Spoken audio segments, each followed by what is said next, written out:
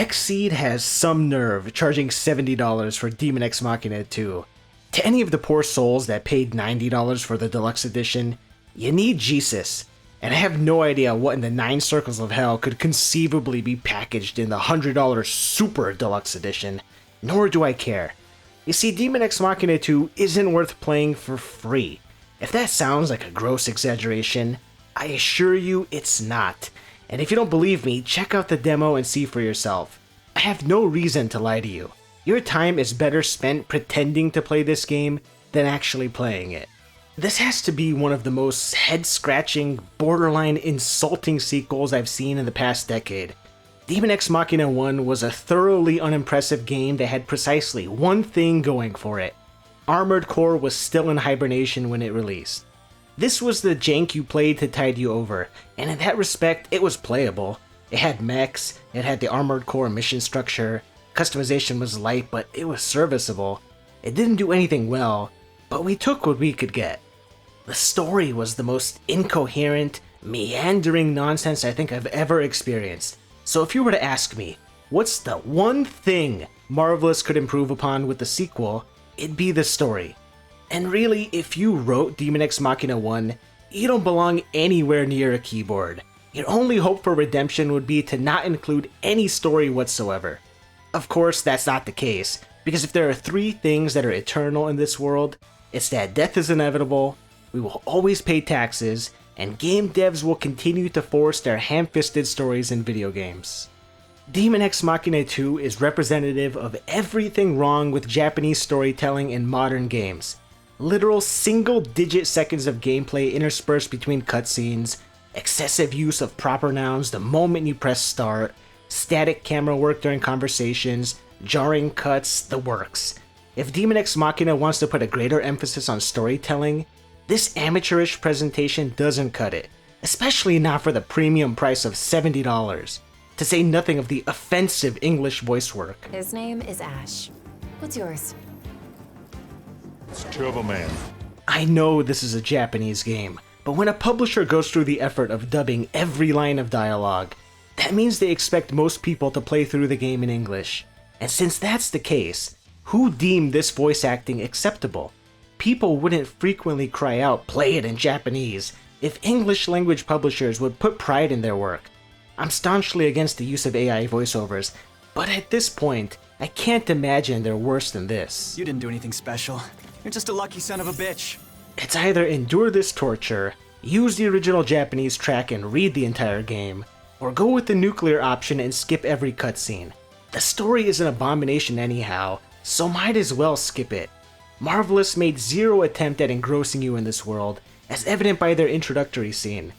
This screen is the very first thing you see after starting a new game. There's no music, no voiceover, no sounds whatsoever. Just read paragraphs littered with proper nouns that mean nothing to a first-time player. And why are you using specific numbers to denote years? As if anyone's gonna keep track of this timeline. You can replace 76 years with literally any number, and the player won't understand the difference.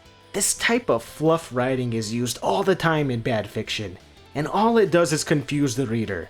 This info is gonna go right over the head of anyone that isn't the lead scenario designer. Many stories will include a character that serves as an analog for the player, so you can be introduced to these concepts in an organic way, without reading a text dump right at the start. I'm positive there are people willing to torment themselves, reading all these information files and engrossing themselves in the lore. If people can get aroused by scat, then anything is possible. But you know a story is completely worthless when the best thing mainstream reviewers have to say about it is that it's comprehensible. Yes, standards have fallen so low that narratives capable of human understanding now comprise the acceptable spectrum of storytelling. And even though the main plot is simple to understand, that doesn't forgive the blithering stupidity of the characters. How do we know he's not a spy? No spy with half a brain would make a point of standing out like he does.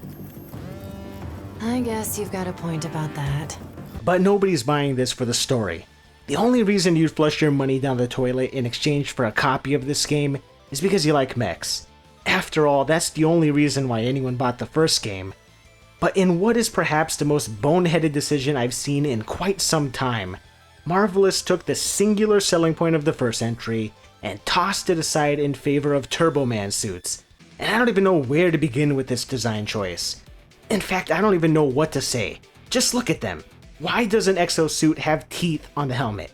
What thought process transpired to justify replacing mechs with Turbo Man? Mech fans bought the first game because it had mechs and played like a diet version of Armored Core. It's that simple. There's really nothing more to it than that. Not only does the sequel ditch the mechs, it shirks the arcade mission structure of the original in favor of an open world. And you just go ahead and guess what value the open world adds to the experience. Let me go ahead and tell you, it's wonderful, a real game changer, a return to form, a step in the right direction. Insert cliched expression here. What this genre needed was heaps of filler to bloat the runtime. The open world adds nothing. When you've got a mission lined up, you're not going to stop along the way to fight every trash mob in your path. You're not going to carry metal cans on foot to their drop-off locations. You're not going to play this mundane minigame hundreds of times. You're going to beeline towards your objective, soaring through vast, empty areas for minutes until you get to the mission zone. And since that's the case, why even bother with the open world? I'm not playing this game to explore a wasteland and collect 600 varieties of scrap. I want to shoot up enemy mechs. When I accept a mission, just teleport me to the contained area like the first game. To help you with all this mundane traveling, and I put help in the largest quotes you've ever seen in your life, you're given alternative means of transportation. I guess flying with thrusters makes too much sense. Instead, you can turn the game into Halo and hop into a car with your buddies and drive around. Oh, what fun. Assuming you can find a friend willing to shell out $70 for this trash. Or you can ride a horse. Look at this thing. Look at it. This is a $70 game. I shouldn't be looking for vehicles and mounts in a mech game, and I shouldn't spend so much time just going from point A to point B. I know that all of my complaining so far has amounted to little more than I don't like it so it sucks. I admit that. I have nothing constructive to say about this game, because to be constructive about it would be a waste of time. It's not worthy of anything more than an emotional response. The mere concept of this sequel is offensive. It took a game from an exceptionally niche genre and attempted to curry favor with a broader audience by adding more story, forcing an open world, and ditching the mechs in favor of the power armor suit from Fallout. The drops are randomized, which was the worst part of the original game since it encouraged grinding instead of strategy, and this sequel doubles down on the RPG layer. If this is meant to make the game more appealing to non-mech fans, it's not gonna work. This game is far too janky to appeal to them. This game looks ugly as sin. You could cut the original some slack since it started as a Switch exclusive, but that's not the case here. So what's the excuse now? Why does it need to look worse than your average Falcom game? Why does it need to stutter on my PC when I'm only running it at 1080p and 60 frames per second? Why are the character models missing during cutscenes? Why is the texture pop-in reminiscent of the Unreal Engine 3 days? Why is the lip sync worse than the PS2 era? But most important of all, how on God's green earth did anyone view this as an acceptable level of quality for a $70 game? I know I keep harping on the price point, because the current pricing scheme for modern games is wearing me thin. It's not that I can't afford these games, it's that they're nowhere near worth the money. How can Armored Core 6 cost $60 and Daemon X Machina 2 $70? Okay, Armored Core is a few years old at this point, so it wipes its ass with the entirety of the Daemon X Machina series in the first hour alone, and that's not even the best Armored Core out there. It doesn't matter how many people worked on this game, how many years it took, how much content it has on offer, none of that's relevant when it looks bad, runs bad, sounds bad, and plays bad. I haven't even talked about the gameplay experience yet. You start by creating your character, which is pointless since you spend most of your time decked out in full body armor. You also choose your body type, and I'm not a stickler for this trend. I really don't care, but I do find it astoundingly pointless to call the male and female bodies Type 1 and Type 2. Then once you're in the game, the characters refer to you as him or her depending on your body type. So who does this benefit exactly? Whatever, it's not important. What is important is that after your buddy frees you from captivity, you find a pair of unattended Turboman suits conveniently waiting for you. Why are they out in the open? Why are they not locked? Why are there 2 of them? You mean to tell me a cell phone can tell who's using it based on a thumbprint sensor, but a military-grade exosuit has no authentication measures? Again, if you were expecting even a halfway competent story here, look elsewhere. Go watch War of the Worlds starring Ice Cube. That story makes more sense, and that's not even a joke. I'm dead serious. Anyway, a mech chases you through the halls until you happen upon a pair of conveniently placed turrets fully loaded with ammo. By the way, we're on a space cruiser. Why are 2 Gatling turrets mounted here, aimed at the tiny doorway? Expecting an army to invade the ship and march through this room?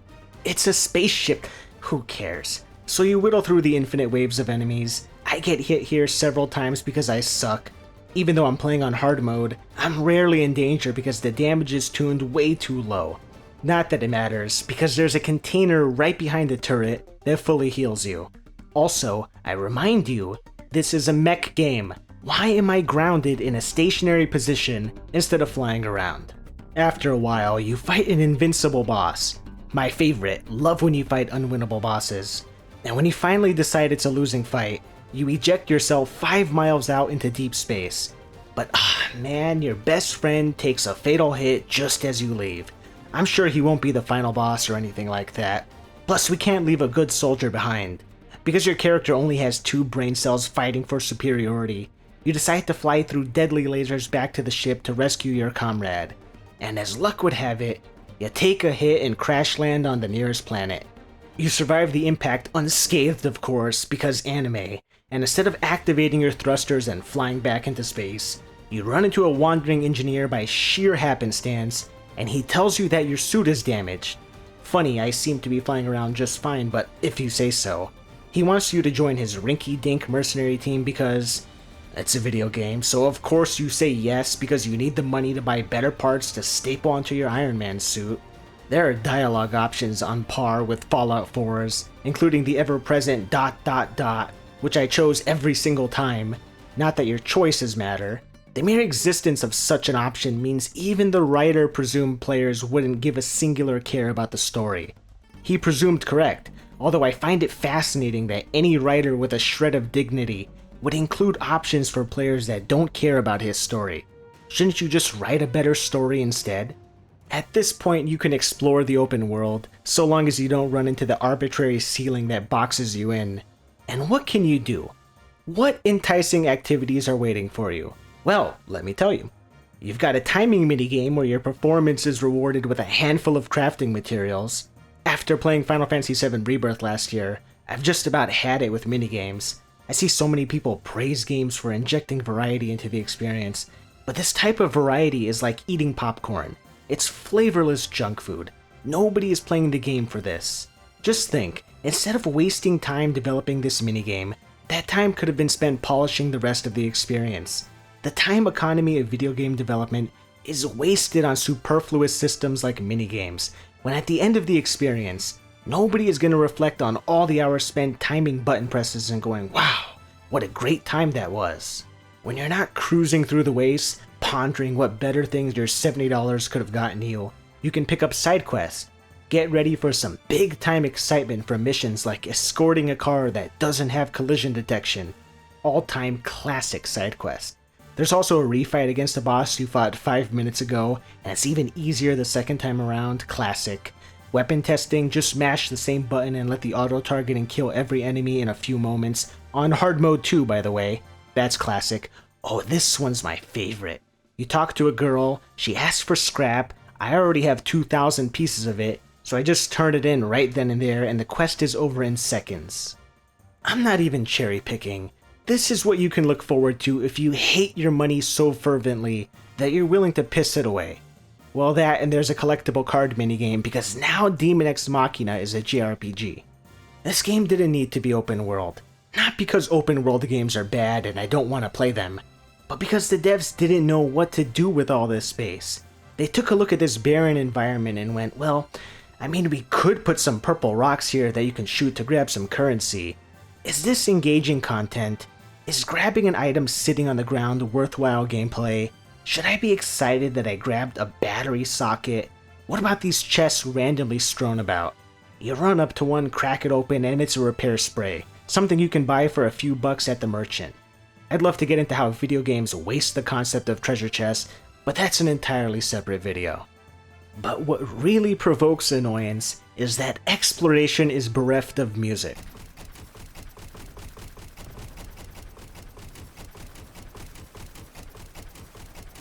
Talk about a lifeless experience when you've no music to hum along to as you collect mountains of scrap. Music is such an integral part of the video game experience that I'm inclined to say this game isn't worth playing on this basis alone. I'm not even asking for good music. How hard would it have been to throw together a handful of regional themes? But you know when music does play? When you're in a mission zone and in combat. Again, why is this open world? Open world isn't something you can carelessly decide upon for your game just because it's popular. You need to ensure the act of exploration is worthwhile, otherwise traversing the open world will induce boredom. You can't just tack on some giant maps and call it a day. The game shines brightest during its boss fights, which I feel like I say that about every modern game. Save yourself the dev time and just throw together a dozen boss fights like Shadow of the Colossus, and you'll have made a much more compelling game.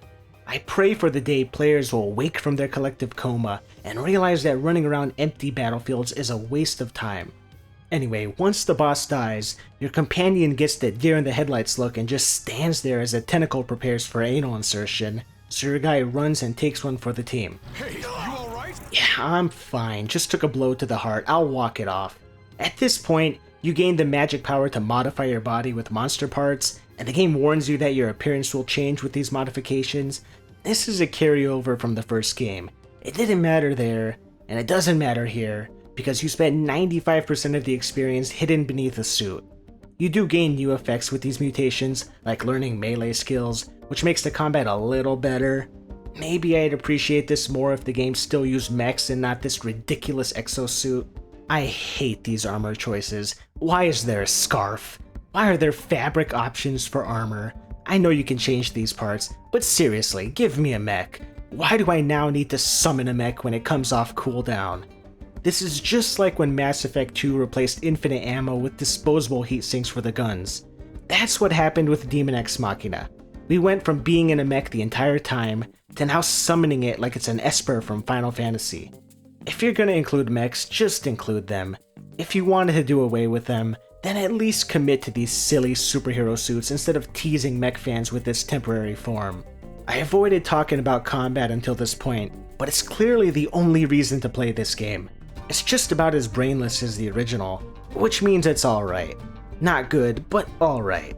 But Daemon X Machina 2, much like the first game, exists to fill the gaping void of the mech genre. There's nothing it does well. Does it have the taut campaign of Zone of the Enders 2? No. Does it have the arcade-like replayability of Metal Wolf Chaos? No. Does it have the in-depth specific parts customization of the PS2 and PS3 Armored Cores? No. Does it have the speed and depth of Armored Core 4 and 4 Answer? No. Does it have the multiplayer squad warfare of Chrome Hounds or Armored Core Verdict Day? No. Does it have the scale of Xenoblade X? No. Does it have the charm of Kirby Planet Robobot? No. So what does this game do that its peers didn't already accomplish years before? It has horses. I'm not willing to endure all this extra baggage that comes with this game just to reach the post-game, where you can finally focus on the combat with an astoundingly small online population that will die off before the year is through. I already went through this rigmarole with the first game. Ordinarily, I'd be fueling this epidemic of overpriced games by buying this for $70 plus the government's tip. Luckily for me, Xseed was gracious enough to put out a demo. Even if they didn't, I would have just bought the game for 2 hours and refunded it. The world may have ditched Blockbuster, but it hasn't yet ditched Steam's refund policy. As rude of me as that may be, it's not nearly as rude as the publisher's egregious pricing. Will this game ever be worth playing? When the price is right, maybe, but that price needs to hover around the $20 range. You could argue that none of my points have merit because I only played a demo for a few hours, and I'd say you're correct. This isn't a review. I'm not appending a score to the end of this video and telling you what to think. But I know what I like, and I know that I don't like this. Do you honestly believe the experience will improve over time?